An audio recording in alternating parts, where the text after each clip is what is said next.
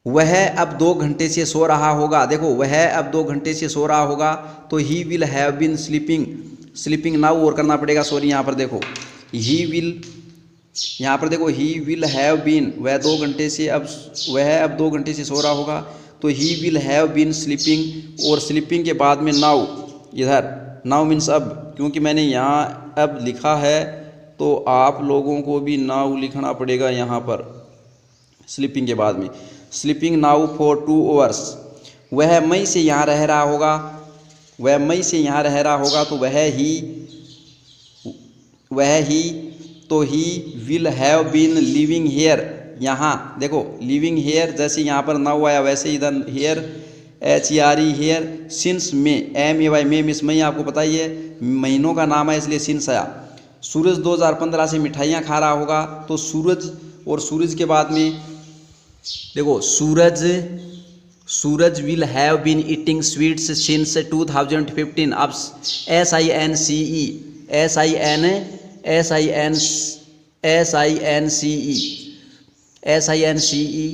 2015, तो Suraj will have been eating sweets since 2015, 2015 से वह मिठाइयाँ खा रहा होगा। तो माय डियर स्टूडेंट, मैं उम्मीद करता हूँ कि आप लोगों को मेरे द्वारा बताया गया वीडियो है वो बहुत अच्छा लगा। सभी टेंसों की हिंदी वाक्यों के अंत में पहचान और सभी के स्ट्रक्चर और सभी की हेल्पिंग वर्ब आप लोगों ने याद कर ली हैं। अगर नहीं की हैं तो आप लोग कृपया करके कर लें। आगे मैं बहुत शानदार अंग्रेजी पढ़ाने वाला हूं आपको। अगर एक बार आपने पढ़ लिया तो आप ज़िंदगी में कभी नहीं भूलेंगे, ये मेरी गारंटी है, लेकिन पढ़ना आपको पड़ेगा। अगर मेरे YouTube चैनल पर आप लोग नए हैं तो कृपया करके मेरे YouTube चैनल को सब्सक्राइब कर घंटी के बटन को ज़रूर दबाएं। आप लोगों का आशीर्वाद और आप लोगों की दी हुई ताकत मेरे लिए नींव का पत्थर साबित होगा। उसके बाद में आगे देखो, आप प्रत्येक, मैं इधर वाक्य के हिंदी वाक्यों के अंत में पहचान वगैरह मैं आप लोगों को इधर दिखा रहा हूँ। आप लोग वीडियो को रोक कर, वीडियो को जूम करके आप लोग इसको आसानी से लिख सकते हो। इधर देखो, ये स्ट्रक्चर मैं आप लोगों को दिखा रहा हूँ, आप लोग आसानी से इनको देख सकते हैं, इसकी पिक ले सकते हो, कैप्चर कर सकते हो, इसको स्क्रीनशॉट लेकर के आसानी से लिख सकते हो इनको। ये देखिए मैंने जितने भी लिखाए हैं वो। उसके बाद में जो उदाहरण मैंने इधर आप लोगों को बताए हैं वो भी मैं दिखा रहा हूँ आपको। तो माय डियर स्टूडेंट्स, मेरे द्वारा बताए गए सभी टेंस आप लोगों को कैसे लगे? पूरे टेंस मैंने आप लोगों को बता दिए हैं। सिंपल प्रेजेंट से लेकर simple present tense, simple past tense, simple future tense, present continuous tense, past continuous tense, future continuous tense, present perfect tense, past perfect tense, future perfect tense, present perfect continuous tense, past perfect continuous tense और future perfect continuous tense आज मैंने आप लोगों को पूरे करवा दिए हैं। आप लोगों को पता है कि समय है वो 3 भागों में विभाजन किया गया है समय का, और उस समय में आप लोगों को पता है कि वर्तमान काल कहते हैं प्रेजेंट टेंस, भूतकाल कहते हैं पास्ट टेंस और भविष्य काल कहते हैं फ्यूचर टेंस। प्रत्येक टेंस के 4 पार्ट होते हैं। इस प्रकार से कुल मिलाते हुए 12 पार्ट हो गए। तो मैंने आप लोगों को 12 पार्ट बहुत अच्छे से एक एक बताने की कोशिश की है। तो माय डियर स्टूडेंट, आप लोग उनके हिंदी वाक्यों के अंत में पहचान, मैं फिर कह रहा हूँ, बार बार कह रहा हूँ, उसके हिंदी वाक्यों के अंत में पहचान, उनके स्ट्रक्चर, उनके जो नियम हैं, उनके फार्मूलाज हैं वो याद कर लें। उनके अंदर कौन कौन सी हेल्पिंग वर्ब है वो याद कर ले। मैं आप लोगों को बिना टेंसों की सहायता से भी अंग्रेजी लिखना और अंग्रेजी बोलना आप लोगों को लिखाऊंगा। आप लोग बहुत अच्छे से लिख सकते हो। उसके लिए आप लोगों की थोड़ी सी हिंदी शुद्ध होनी चाहिए। आप लोग बहुत जल्दी ही परफेक्ट पूर्ण बन जाओगे। तो मैं एक बार चलते चलते आप लोगों को वापस यही कहना चाहूँगा कि आप लोग मेरे YouTube चैनल पर नए हैं, रोज़ देखते हैं, मेरे YouTube चैनल को सब्सक्राइब कर घंटी का बटन दबाएंगे, मेरे वीडियो को लाइक करेंगे, शेयर करेंगे, और सभी अभिभावकों से मेरा निवेदन है कि वो भी पढ़ सकते हैं, अपने बच्चों को भी पढ़ा सकते हैं। अपने सानिध्य में रखकर आप अपना भविष्य स्वयं तैयार कर सकते हैं। अंत में मैं इतना ही कहना चाहूँगा, अगर किसी प्रकार की कोई गलती हुई हो तो मेरे को आप बता सकते हैं। मेरे व्हाट्सअप नंबर 9928750084, मेरे यूट्यूब चैनल के कमेंट बॉक्स में आके आप बता सकते हैं मुझे।